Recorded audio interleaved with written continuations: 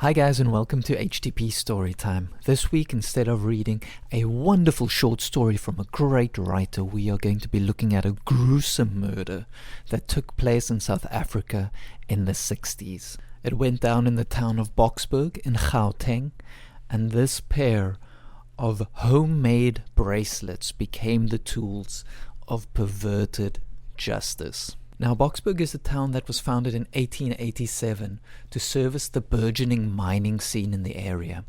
The mining commissioner, Mr. Montague White, decided to transform a series of shallow pools to the north of the settlement into a wonderful lake district where people can relax and entertain themselves after a hard day of hard labor down in the mines. 80 years later, this lake district would become the scene of a series of gruesome finds that would shake the town to its core. So let's have a look at the Boksburg Lake murders.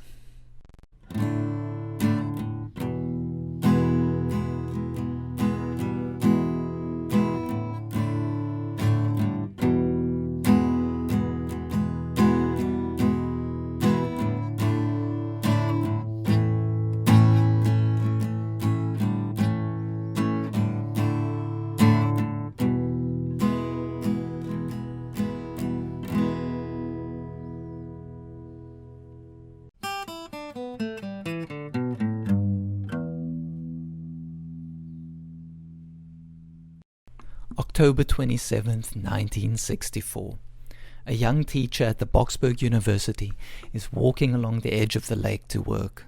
Looking across the shimmering lake, with the early morning sun rising slowly in the sky, he sees a battered brown suitcase half submerged in the water. Hunkering down by the edge of the water, he manages to grab hold of the handle of the suitcase and slowly drag it ashore. It's really quite heavy, and once on shore, he opens up the clips of the case and slowly he peels back a layer of brown paper, a bed sheet, and a final layer of soggy brown paper.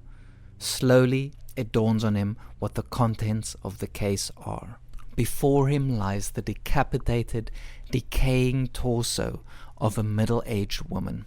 The police are called immediately, and they discover that the body is also full of stab wounds all across the chest and the back. The town had never had a case of murder quite like this, and it leaves both the police and the young teacher shaken by the discovery. The official cause of death was determined to be battery, with the victim having their throat slit after they had died. This means the victim was first beaten to death, with the attacker slitting her throat afterwards and then inflicting a series of stab wounds in an apparent blind rage. We can only assume what the attacker's mindset was at the time to go through such a crazy process of first beating the person to death, slitting their throat, and then assaulting them with a knife. It's crazy. Pathologists estimated that the body had been in the lake for at least 48 hours. The police sent out descriptions of the victim out to local precincts in the municipality, but no matches were found for who could be the possible victim. And I mean, they didn't have a lot to go on, right? Pathologists did manage to recover some fingerprints from the body, but they could find no matches, meaning the killer didn't have a previous criminal record. A public appeal for information did generate some leads, with one young couple contacting the police and saying they did see someone laboring with something heavy on the shore of the Boksburg Lake the morning of the discovery. On top of that, one person even contacted the police claiming to be the killer, making some vague identification of the body and saying he will kill again. But of course nothing came of this, and the police were prepared for hoaxes due to the public interest in the case. Unfortunately, no further developments arose in the following days, and in fact the police even started suspecting that this whole thing might have been a prank played by the medical students of the university where this young teacher was employed. But then another gruesome discovery changed that theory. On the 7th of November, during the Wemmerspan rowing regatta, a plastic bag floated to the surface of the lake and was spotted by the crowd. Once the bag was pulled out and opened, it was found that we've now discovered the legs of the victim. The person who took the bag out of the water, Joseph Cole, said that when he pulled the bag out, it felt like something heavy dropped from the bag and fell down into the water. The police suspected that this object could have been the head of the victim, which would obviously lead to finally being able to identify the victim, so they decided to send in divers teams to see what they could find on the bed of the lake.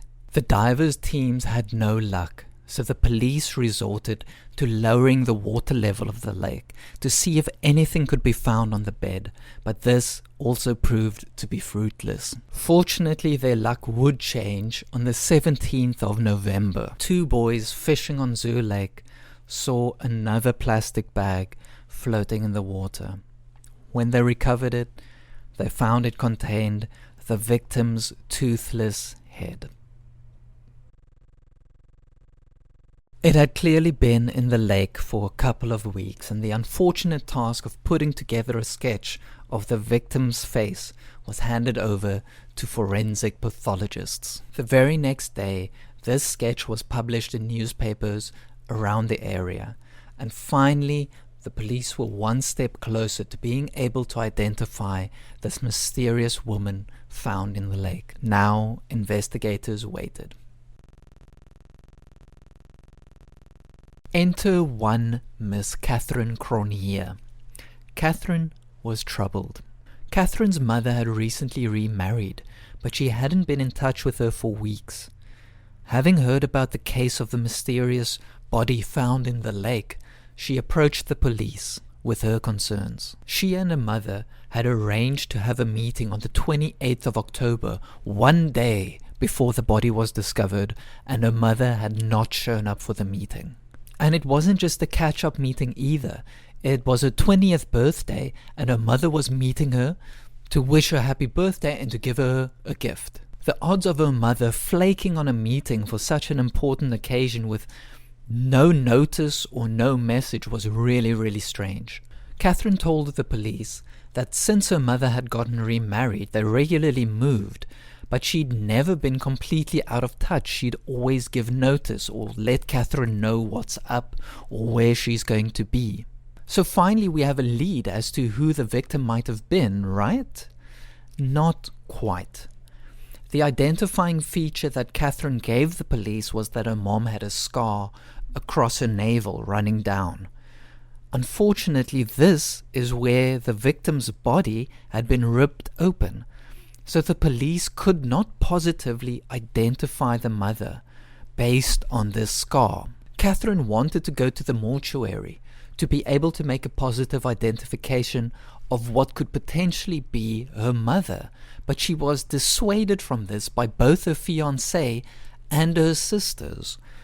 Now, we can't go back in time and speak to these people and try and understand their mentality, but I don't get why the family wouldn't let her go to identify the body, or wouldn't want to go to identify the body themselves, right? Because the mother's been missing for weeks. This could be her. And on top of this, after x-rays were done of the victim's head, it was found she had very specific identifiable traits to her teeth.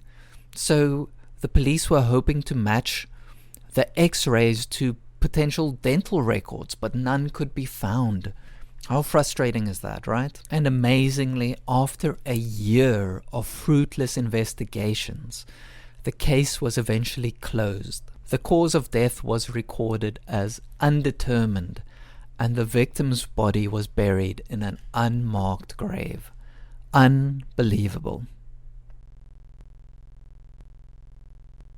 For 4 whole years, Catherine held this nagging thought in the back of her mind that the victim was in fact her mother, and for 4 years her mother was not seen or heard from again. And since the body was now in an unmarked grave, there was no way she could change her mind and go and try and identify her mother's body without digging up the grave. Finally, Catherine could no longer ignore the doubts in her mind, and she went back to the police. Here she had a fateful meeting with Police Captain Beeslaar. Catherine laid it all out for Beeslaar, and the combination of Catherine's conviction, her completely reasonable suspicions, and her identification of the body, Captain Beeslaar decided to reopen the case. Captain Beeslaar's first port of call was Catherine's mother's husband, Reginald Burch, who rather interestingly also had not been seen or heard from for the last 4 years. Let's have a look at this gentleman.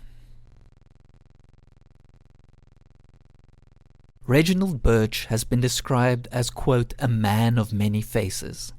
He was educated at Boksburg High School, finishing at 17 and going into accounting. He was a known ladies' man, and by the time he met Catherine Burch, he had already been married and divorced 3 times. His second wife was on record as saying he was a charming man, but he lived many different lives. She said he would suddenly become violent without provocation, and he attacked her both physically and verbally. It's also known that in the days after Catherine's disappearance, Reginald went to her employer and not just said that she was sick, but that she wouldn't be coming back to work ever again. He then promptly came to collect her last paycheck at the end of the month and then proceeded to quit his own job and disappear. He then promptly returned to his mother's house in Bertram's in Johannesburg, where he stayed for about a year before disappearing to Cape Town. Here he soon had the attention of the Cape Town Police Department for offences committed under the country's Immorality Act. That said, we don't know the details of the offences he committed, but I assume we can all use our imagination. Reginald managed to dodge the authorities in Cape Town and eventually make his way to the coastal city of Port Elizabeth. Here he took on a different alias of Werner Brunel, and he claimed to be a German. Now again, we don't have any more details than that, but how did he claim to be German? Did he start speaking with a German accent?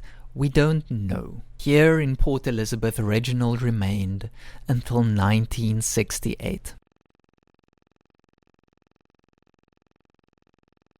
With Captain Beeslaar now reopening this 4-year-old case, his first port of call, of course, would be Reginald's mother's house. As fate would have it, this is the same year that Reginald decided to move back in with his mother after his life as a German in Port Elizabeth didn't work out. When Captain Beeslaar spoke to Reginald's mother, she claimed not to know anything about her son or her daughter-in-law's location. She said Reginald never spoke about Catherine, by now his 4th wife, and she never bothered to ask either. I guess since her son had a new wife every few years, the novelty kind of wears off, right? And you're not as interested anymore.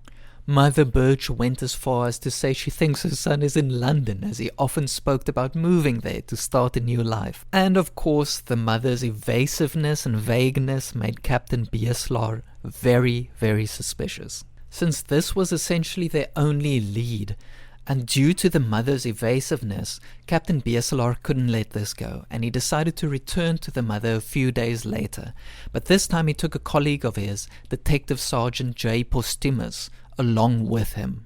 When they arrived at the house, Mrs. Beeslaar was not home, so the 2 detectives decided to start speaking to the neighbors. The neighbors all told the detectives that they regularly saw 2 men coming and going from the house, and all of them positively identified Reginald Burch from his photos. Upon her return, Mrs. Burch was confronted by the 2 detectives. She maintained her story that she had not seen her son, but she did now add that he had been home 3 months earlier, but he had already left. The second man that neighbors had pointed out, she claimed was a lodger that was staying with her, but he'd also left with her son. Mrs. Burch became more and more agitated as the officers continued their questioning, eventually demanding that they leave, as she had many chores to get back to. The officers, of course, stayed and insisted on searching the home, including the locked garden flat that she had in the back of the property. At this point, Mrs. Burch relented and admitted that her son was in fact staying on her property. The two officers made their way to the back of the property, having no idea what to expect. Were they about to get murdered themselves, or were they about to solve this 4-year-old cold case? Mrs. Burch led them inside. When they stepped in, they found Reginald Burch standing in the middle of the room, waiting. To their amazement, he was standing there with homemade tin bracelets wrapped around his wrist. The bracelets had been soldered into the wiring of the wall sockets. When he saw the officers, he flicked the switch of the plug socket. Moments later, he was dead.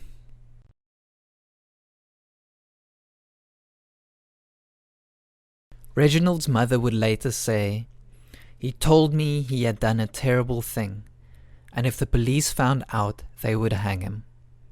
He was frantic when telling me, and he did not give any more details." Even though Reginald was still technically only a suspect in the murder, we still had to positively identify the victim.